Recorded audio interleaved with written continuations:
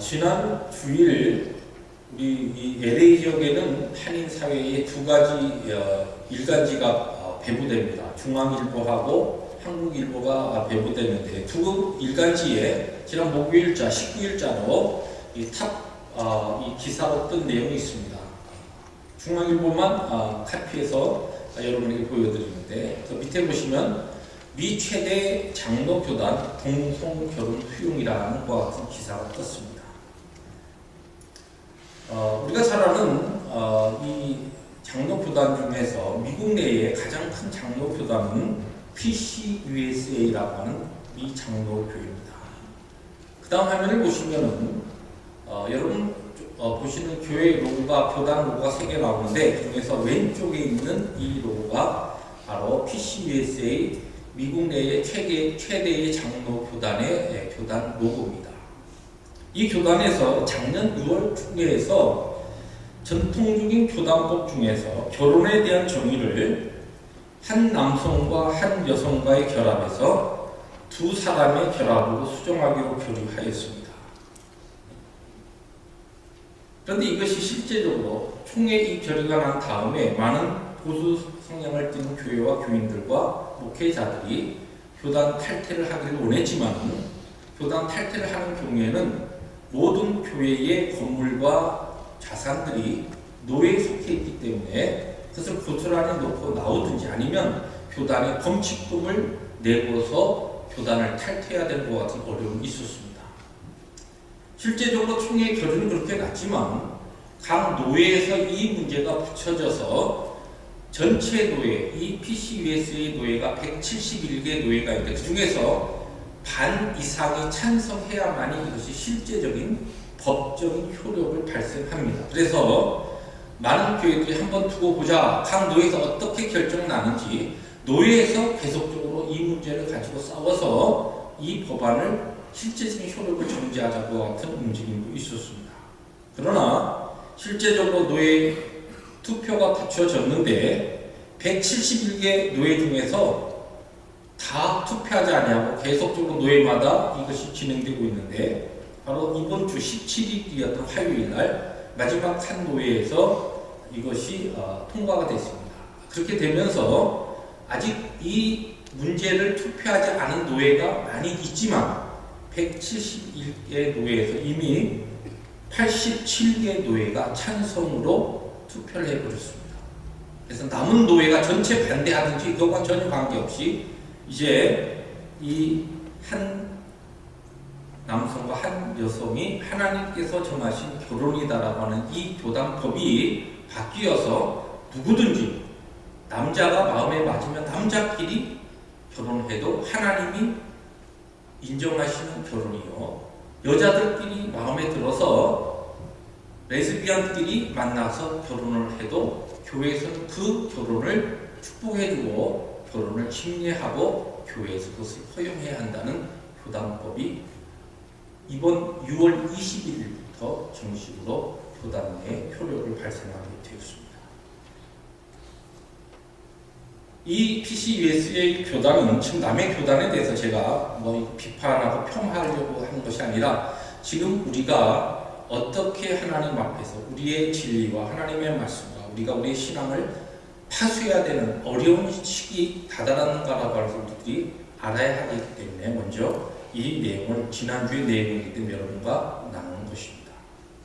PCUSA에 소속되어 있는 180만 또는 많이 잡았을 때 280만까지 이야기합니다. 이 최대의 장로교단의 한인교회가 420여 개가 소속되어 있습니다. 문제는 이러한 마지막 결정으로 인해서 이 여파가 지금 같은 문제, 이것이 다른 표현을 그렇게 하고 있지만 동성애 문제입니다. 동성애의 결혼을 교회에서 인정하고 목사가 그것을 주례하고 축복하느냐 할 수 없느냐라고 하는 이 문제가 미국의 개신교 교단 중에서 또한 큰 교단인 UMC, 여러분 앞에 보시는 그 왼쪽 위에 있는 그 교단입니다. 연합한인교단에서 이것이 논의되고 있습니다. 그런데 이 UMC는 신학적인 배경이 지금 이미 가결된 PCUSA보다 훨씬 더 자유주의 성향을 띠는 경향이 있기 때문에 이것을 수용할 가능성이 이미 높다고 그렇게 예상하고 있습니다. 이 UMC는 미국 내 780만 명의 교인을 가지고 있고, 물론 조금씩 줄고는 있지만, 그리고 한국 교회가 약 500개 교회가 UMC 연합감리교회에 소속된 교회로 지금 있습니다. 이미 동성 결혼을 허용하고 있는 성공회, 그다음에 루터런 처치, 루터 교단, 그리고 그리스도 연합교회, 유나이티드 크라이스트 처치라고 하는 교단이 있습니다. 큰 교단들입니다. 이 교단에 이어서 지금 논의 중인 분소 교단들이 계속적으로 이 문제를 검토하고 이것을 수용할 가능성이 점차적으로 높아지고 있습니다. 문제는 이러한 결정을 한 노회나 총회가 교회의 대표인 목사들, 하나님의 말씀을 진리라고 그렇게 성도들에게 가르쳐야 될 목회자들이 모인 모임에서 이것을 결정하고 있다는 사실입니다. 성경에 대해서 무식하고 잘 모른다든지, 아니면은 하나님에 대해서 막 예수를 믿어서 아직 믿는 자로서의 가치관이 혼돈 가운데 있는 것 같은 초신자들이 모여서 이 문제를 결정한 것이 아니라, 성도들을 진리로 인도하고 복음으로 바로 가르쳐서 하나님의 백성으로 이 땅에 영향력이 있는 크리스찬으로서 세상의 소금과 빛으로 그렇게 세워야 될 그 책임이 있는 목회자들의 모임에서 이러한 매우 반성경적이고 또 비진리적인 일들이 그렇게 결정되어지고 또 그렇게 진행되고 있다는 사실입니다. 분명히 성경은 죄라고, 동성애를 죄라고 말하고 있습니다.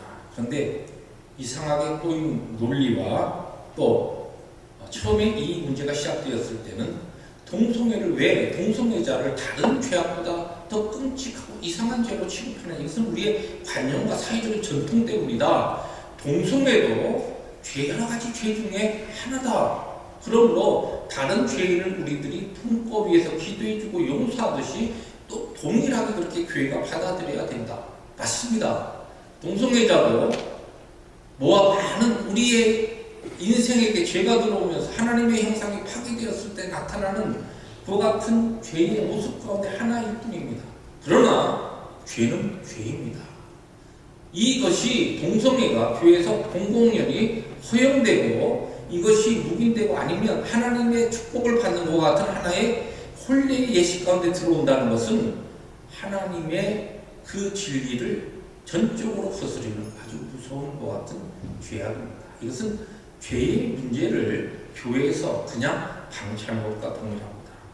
문제는 이와 같은 흐름이 바로 교회 바깥의 문제가 아니고 하나님을 경외하고 예수 그리스도를 나의 구원자요 또한 주인으로 고백하는 교회 안에 거룩한 공동체의 이 일들이 계속적으로 지금 침투에 들어오고 이것이 만연해 가고 있다는 사실입니다. 물론 제 이와 같은 이야기에 또 거기에 관련된 목회자들과 또 교단에서는 다른 논리를 펼 수 있습니다. 아무리 우리가 어떠한 것들을 뒤틀고 그럴듯한 것 같은 사회적인 논리와 인권과 또 어떠한 사랑이라고 하는 그와 같은 하나님의 그 가르침을 들고 나온다 하더라도 우리가 죄는 죄로서 인정하고 죄는 죄로서 다뤄야 합니다.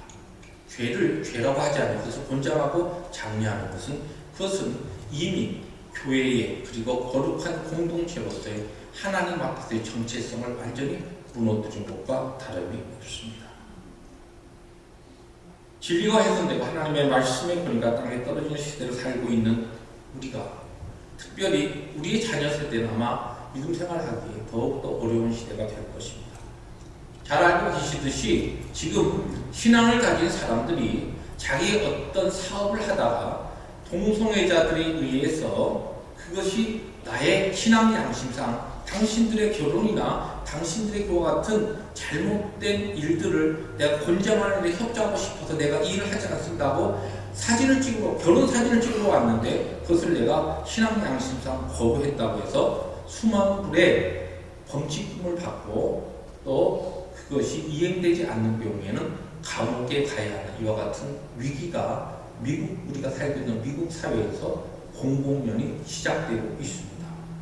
우리가 지금은 믿음을 가지고 사회를 나가서 어떤 영향을 끼치는 이것을 뛰어넘어서 이제는 악한 것 같은 도전들이 교회와 성도들을 직접적으로 핍박하고 공격하는 시대에 살고 있습니다.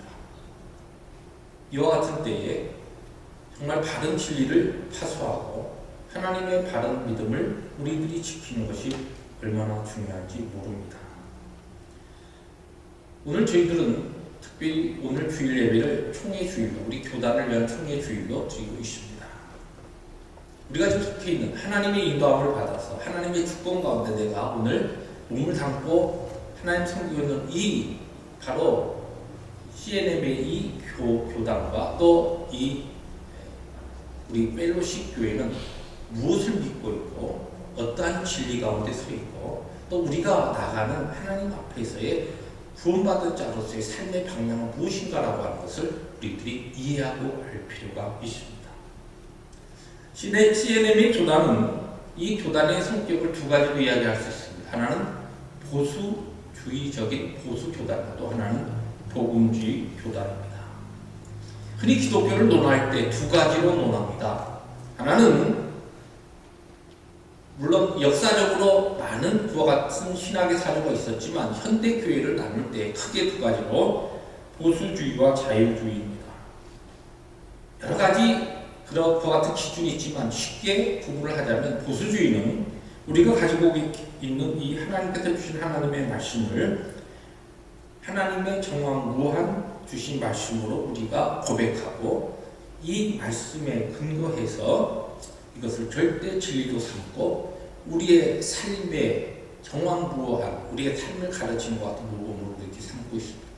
우리를 구원해 주신 구원의 방편으로 하나님 주신 말씀뿐만 아니라 어떻게 구원받은 자로 살아갈 것인가라고 하는 삶에 대한 것들 이 말씀이 가르쳐 준다는 것입니다.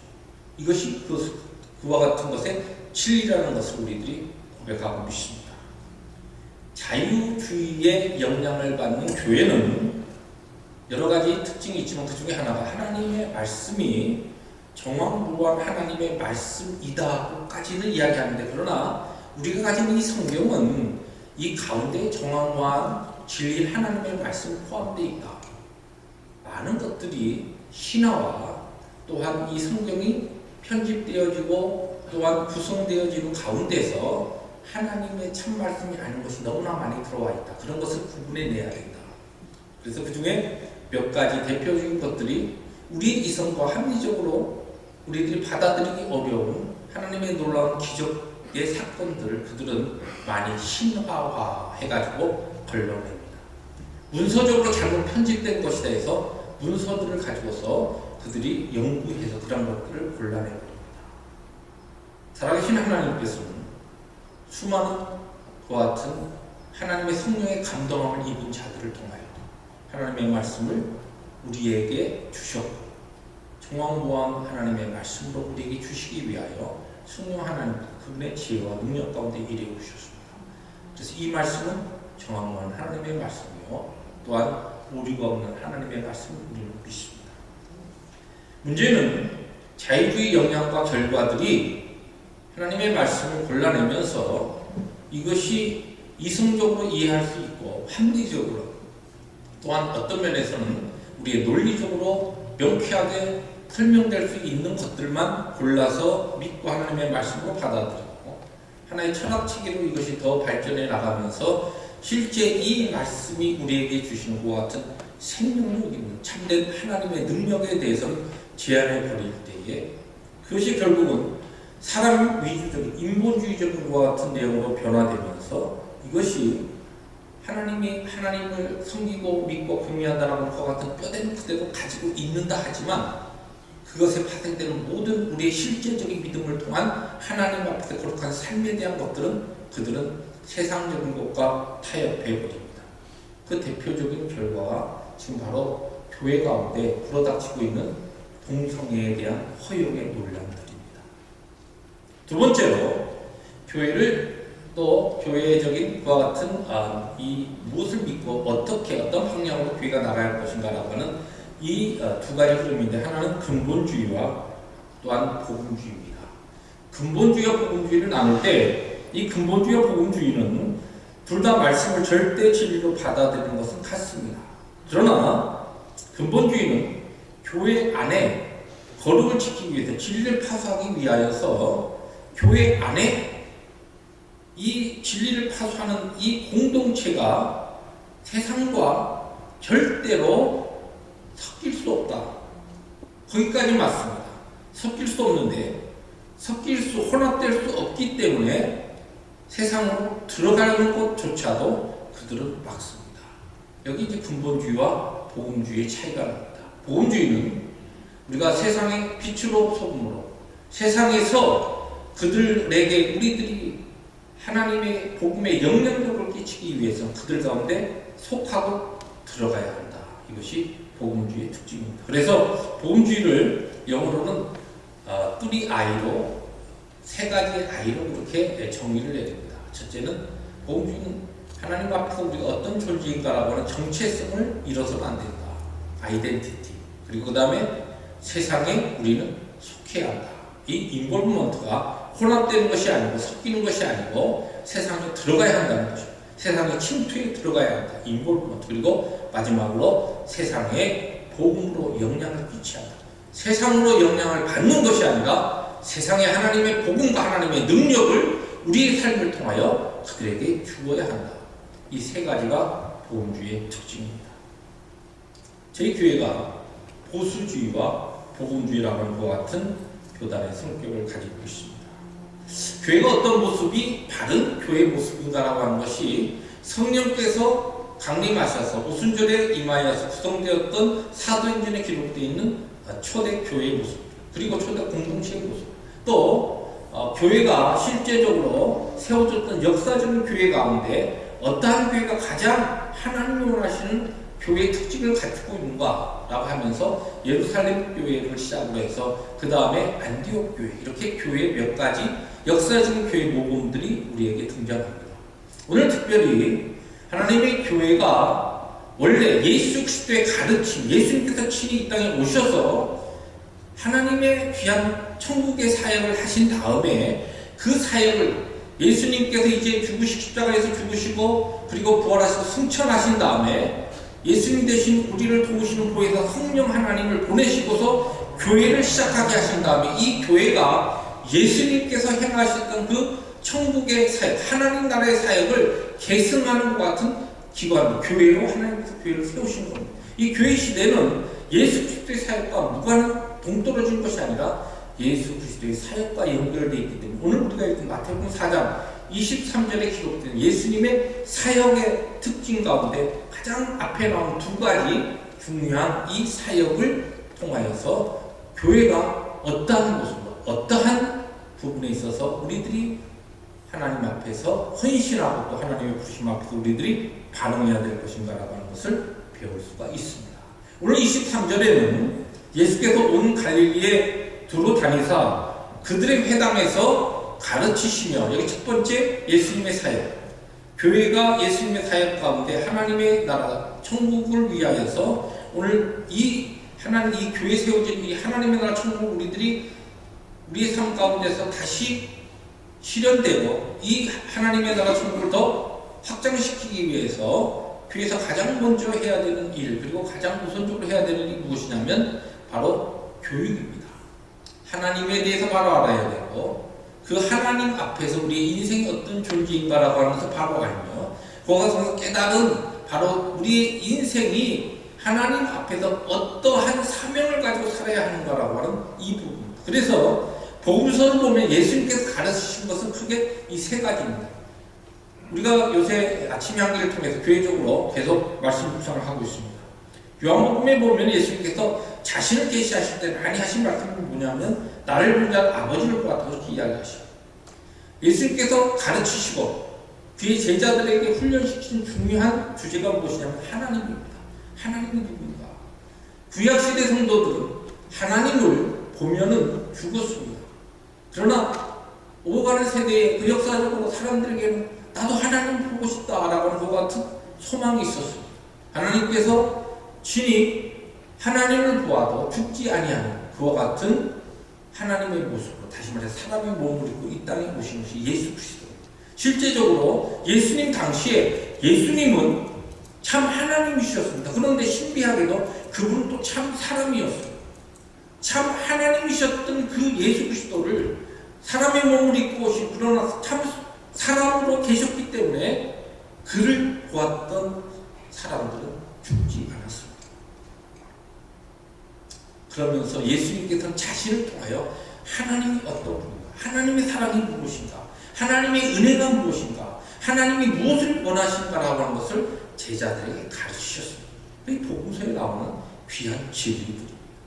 그런 다음에 이 하나님에 대해서 가르치신 예수님께서 그 다음에 가르친 것이 무엇이냐면, 그런 하나님의 이 사랑과 그 놀라우신 능력과 은혜 가운데서 우리의 인생은 어떤 존재인가, 바로 하나님의 형상을 가지고서 그것을 통하여서 지어지고 창조되었는데, 죄가 들어오면서 이것이 완전히 파괴되어서 인생이 하나님께서 원하신 그 창조의 질서가 완전히 뒤바뀌어져서 하나님을 섬기지도 아니하고 두려워하지도 않고 경외하지도 않고, 인생 우리에게 주신 사람들을 서로 사랑하지 아니하고, 물질과 만물을 사랑하고 애착을 가지고 그것을 쫓기 위해서 하나님 이용하고 사람 이용하는 이와 같은 죄악된 존재를 표현한 것이 오늘 인간의 실존이다.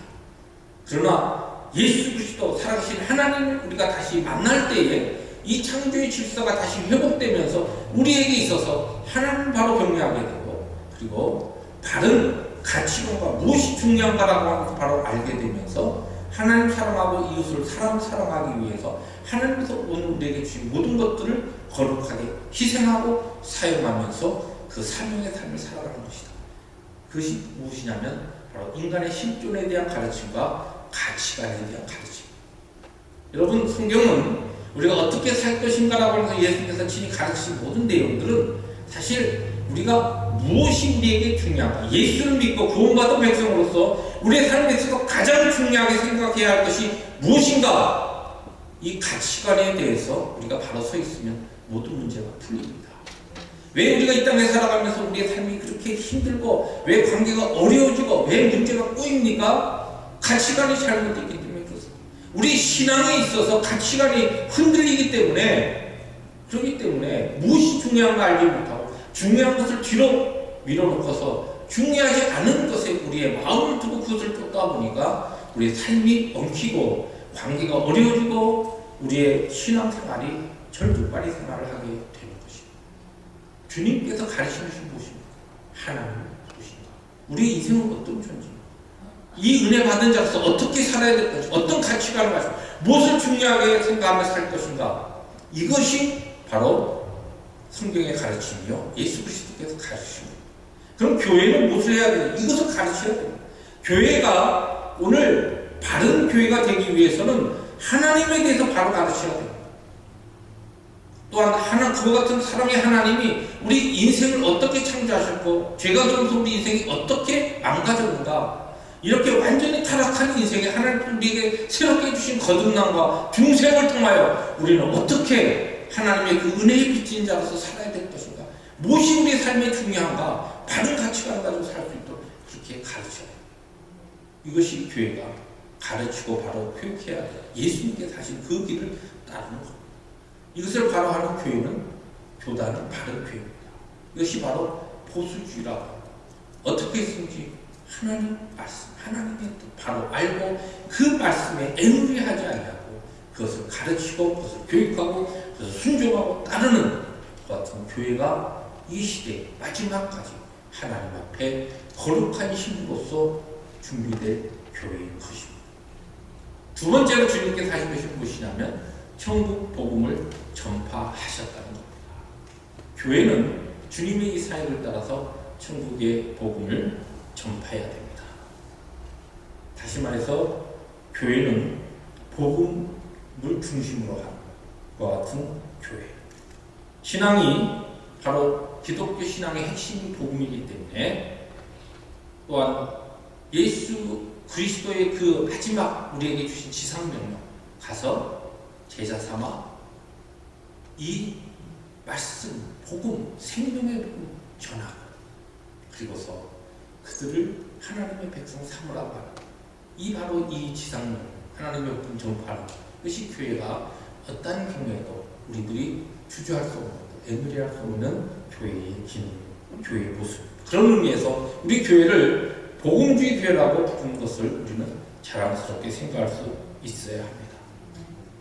실제 저희 교단에 대해서 많이 우리 교단이 큰 교단이 아니기 때문에 모르신 분이 많습니다. CNM의 교단은 개신교 교단 가운데 선교를 시작, 교회 역사 가운데 선교 때문에 시작된 교단은 저희 교단밖에 없습니다. 1884년에 콩고의 첫 선교팀을 파송한 이래로 현재 저희 교단은 51개국에 1034명의 선교사를 파송했고 75개국의 9,400개의 교회 약 350만의 교회를 가지고 있는 그렇게 전 세계적으로 볼 때 큰 교단 아닙니다. 물론 미국 내 교단에 비해서 절대적으로 작은 교단은 아닙니다만 그러나 교단 자체가 전 세계적으로 카운트할 때 큰 교단은 아닙니다. 그러나 저희 교단이 복음주의 교단이라고 자신있게 이야기할 수 있고 무엇보다도 선교에 열정을 쏟는 것은 원래 저희 교단의 시작이 교단을 만들기 위해서 교단이 생겨나고 교회가 이루어진 것이 아닙니다. 북장로교회 목사님이셨던 데이비 심슨 목사님이 뉴욕에 있는 한 교회에서 목회를 하시는데 그 당시에 이탈리아에서 이민 온 그 이민자들이 부두에서 노동자로 일하다가 가까우니까 교회로 찾아왔습니다. 이 노동자들이 일하다가 주일날이 되어서 교회 와서 예배 드리고 그리고서 그 다음에 또 나가서 일하고 이런 일들을 하는 그런 이민자들이 교회로 몰려오는데 이 교회 장로님들이 당회를 열었습니다. 그래가지고 결정을 했습니다.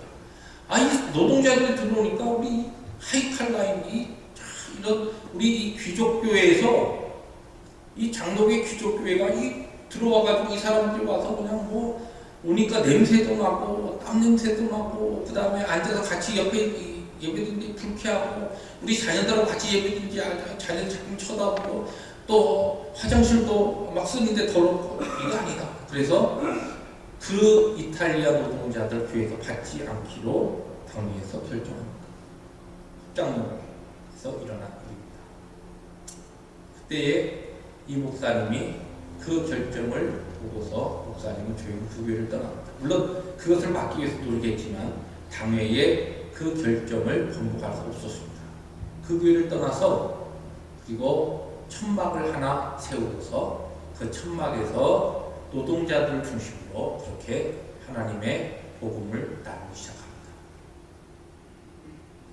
선교회 그리고 하나님의 복음의 그늘진 곳에 있는 자들이 하나님의 복음을 전하는 것이 교회의 가장 중요한 사명이다라고 하는 것을 믿고 있었던 인근의 장로교회, 감리교회, 침례교회, 많은 개신교회 목회자들이 오전에 본교에서 예배를 드리고 오후에 이 데이비 심슨 목사님이 성경 공부하고 훈련하는 이 선교센터로 찾아오기 시작했습니다.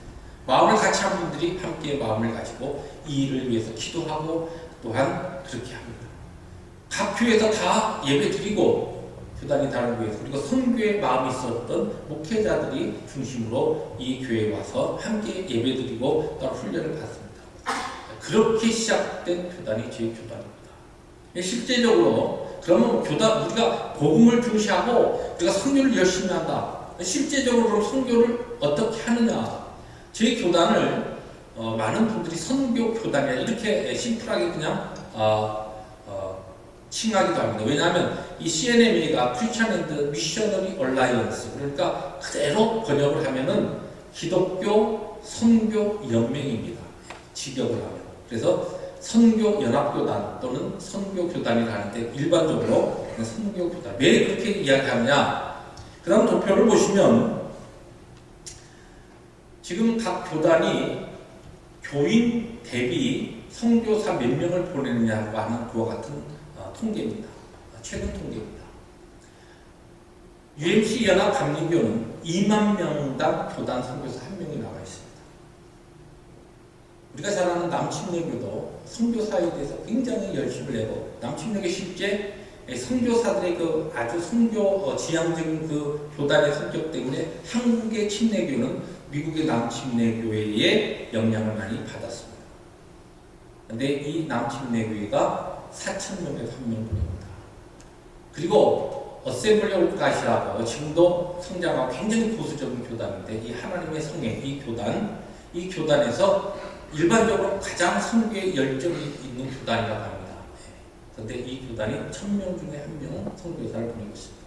저희 교단은 250명의 이 한 명이라고 하는 교단 선교사, 이 교단 선교사는 교단에서 훌러 완전히 그의 모든 생활과 자녀 교육과 모든 것을 책임지고 보낸 선교사를 이야기합니다. 파송된 선교사가 250명당 교인수당 1명입니다. 장기적으로 그러면 저희 교단의 지금 이 16군데 선교지라고 이야기하는 것 그러면 우리는 뭐 이렇게 많이 하느냐 오해를 하지 마세요. 저희들은 그렇게 하지 못합니다.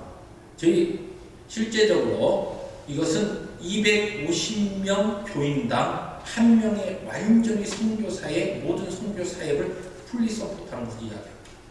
저희 교회에서는 16군데 선교지를 목장하고 연결되고 전체 교회하고 이렇게 플러치해서 2회 목장까지 포함해서 14개 목장이 각 선교지 하나를 우리들이 후원하면서 그러면서 협력 선교를 하는 겁니다. 물질적으로 한 달에 정한 것, 또 각 목장에 성금한 것, 그리고 또 우리들이 기도로 후원하면서 부분적인 선교를 하는 겁니다.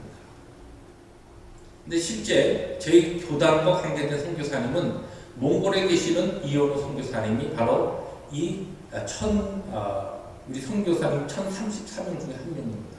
또 한 분 이영동 선교사님, 카자흐스탄의 선교사님도 사역하고 계신 이영동 선교사님이 1,034명 선교 우리 교단의 선교사님 중 한 분입니다.